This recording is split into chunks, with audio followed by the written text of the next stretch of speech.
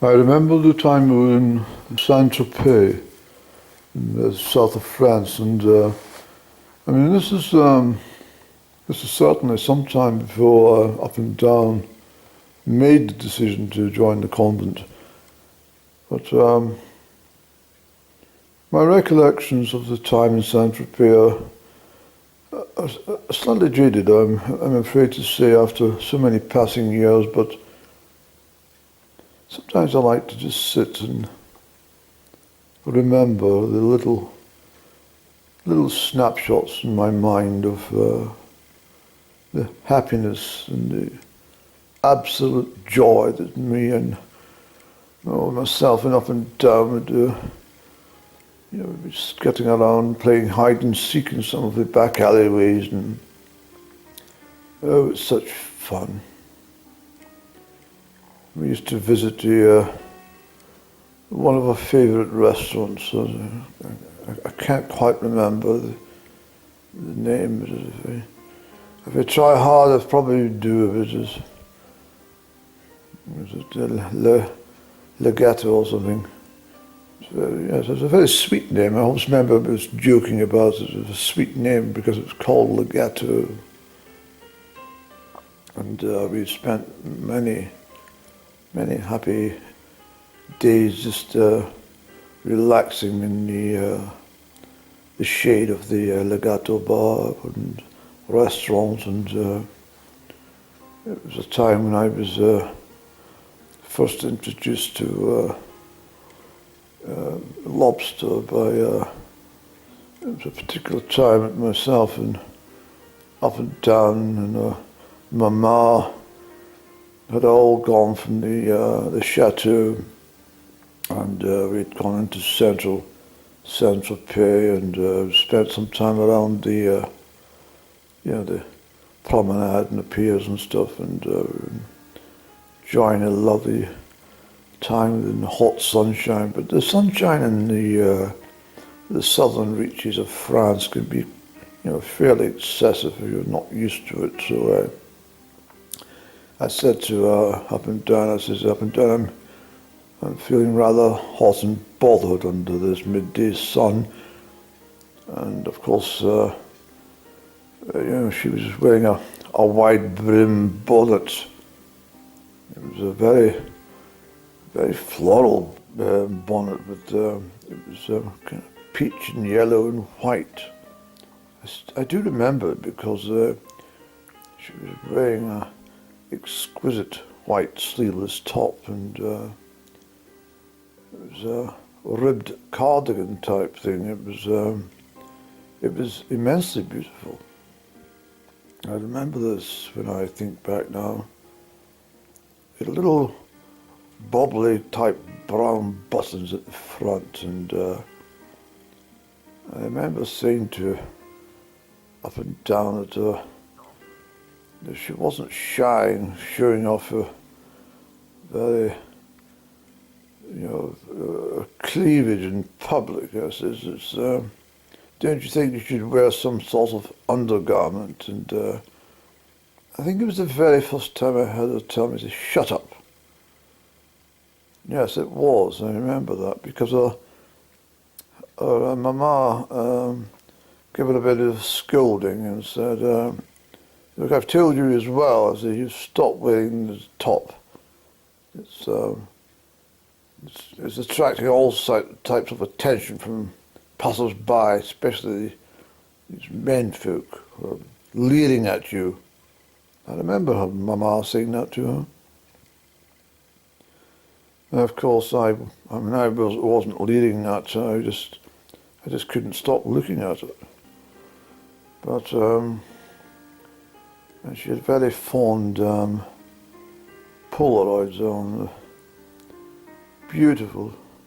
The way they rested upon her delicate nose, it was a sight to behold. As I say, the wide rimmed bonnet, which seemed to deflect the sunshine from her very faint cheeks. The colour of her cheeks were very pleasant indeed. But often said to us, "You got cheeks like ivory, you know." And she said, "What do you mean my cheeks are like ivory? What are you talking about?" And I said to her, "Well, they're very smooth and very beautiful." And I said to her, "Madame, do you mind if I kiss your cheek?" And she said yes. She said, "Oh, please do." And so we were this particular day in Saint-Tropez. I mean, I'm talking, never such a long time ago now. I didn't say it'd probably be, yes, it was around 1968, I believe, yes, it was, because I was invited down to see her at the chateau that her relatives owned, and her mama was staying the whole summer, and she did allow myself and up and down a lot of freedom, as I recall. And as I say already, we spent many happy times in the back corners and crannies of Saint-Tropez, and the limestone closeways, and we used to sit a while in the shade and drink very chilled lemonade. I do remember that. She used to drink with a straw. I used to guzzle away at my lemonade, and she would be very delicate and sipping. She used to spend an absolute age just sipping on one glass of lemonade, one bottle of cola. And we used to sit in the sea wall quite near to the lighthouse, and gaze out to the Mediterranean, and she'd say, "One day I'll be doing this, and I will do this, and we will do this." And I said, "Well, I'm very pleased that you said we." And she said, "What is it you mean?" And I said, "Well, I do think that we've got a bit of a future up and down." And she says, "Yes, I do believe we could have a future." And it was such a marvellous time. And I said to her, I says, "Do you know, up and down of you," and I pointed across the water. I says, "I think my geography is all right, but I says, I'm sure if you travel that way, you'll get to Algeria.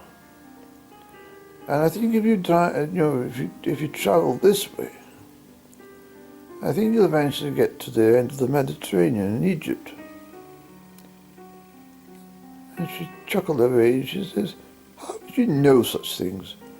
I said, "I'm sure that's the route for Egypt." And she said to me, "Would you like to take me to Egypt sometime?" I said, "By all means, up and down, we should set sail sometime. We'll set sail for Alexandria."